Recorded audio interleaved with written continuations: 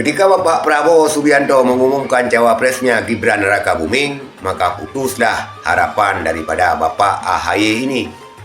Dan tidak kita dengar lagi gemingnya, tidak kita dengar lagi kritisnya tentang diskriminalisasi hukum. Apalagi kita ketahui pencalonan Gibran Rakabuming ini menuai kritikan dan kontroversi. Assalamualaikum warahmatullahi wabarakatuh. Saudara sekalian, berjumpa dan bersua kembali. Jazakumullahu khairan. Pada kesempatan ini kita membahas sedikit tentang perburuan kursi cawapres daripada Bapak Agus Harimurti Yudhoyono ataupun Bapak AHY. Bapak AHY ini kita kenal dulunya sebelum Bapak Anies Rashid Baswedan mendeklarasikan capresnya.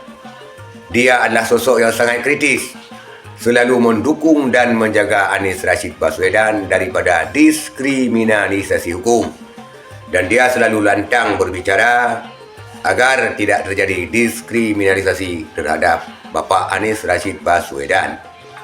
Dan kala itu memang AHY mengharap 100% menjadi wapresnya Anies Rashid Baswedan. Tapi apa hendak dikata saudara sekalian ketika Anies Rashid Baswedan dan partai pengusung daripada Anies Rashid Baswedan lebih memilih Cak Imin yang dulunya Cak Imin adalah loyal kepada Prabowo Subianto. Namun karena Cak Imin ini mengetahui bahawa Prabowo Subianto bakal tidak mengusungnya, sehingga dia hijrah ke koalisi Anies Rashid Baswedan. Dan dengan hijrahnya Cak Imin, maka dari koalisi Anies Rashid Baswedan dan Anies Rashid Baswedan sendiri mengumumkan cawapresnya adalah Muhaimin Iskandar ataupun Cak Imin dari PKB. Maka seketika itu pula pupuslah harapan daripada Agus Harimurti Yudhoyono, sehingga mengakibatkan kericuhan di kalangan Partai Demokrat, dan Partai Demokrat sendiri menganggap daripada Anies Rashid Baswedan ini sebagai pengkhianat, sehingga dia hengkang ke Partai Gerindra ataupun hengkang kepada Prabowo Subianto. Dan kala itu Prabowo Subianto memang belum mengumumkan cawapresnya. Ketika Bapak Prabowo Subianto mengumumkan cawapresnya Gibran Rakabuming, maka putuslah harapan daripada Bapak AHY ini. Dan tidak kita dengar lagi gemingnya, tidak kita dengar lagi kritisnya tentang diskriminalisasi hukum. Apalagi kita ketahui pencalonan Gibran Rakabuming ini menuai kritikan dan kontroversi seusai Mahkamah Konstitusi memutuskan ambang batas cawapres dan bisa di bawah 40 tahun asalkan pernah menjabat sebagai kepala daerah.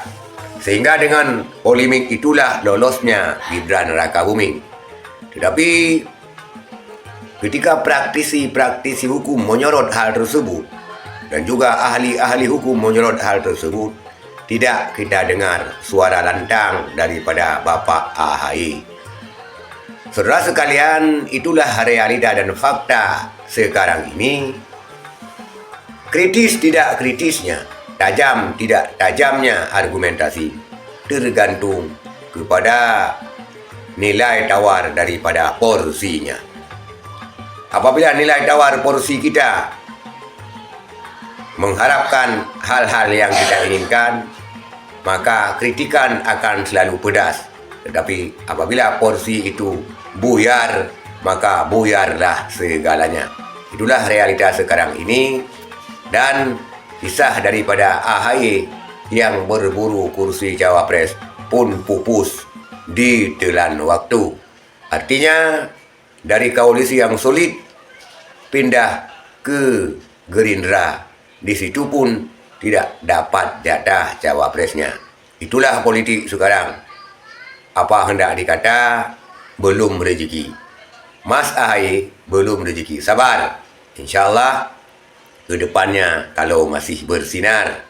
Tetapi kalau sinarnya terus menurun, ya mungkin pupuslah harapan selamanya. Sekian, saudara sekalian. Terima kasih. Assalamualaikum warahmatullahi wabarakatuh.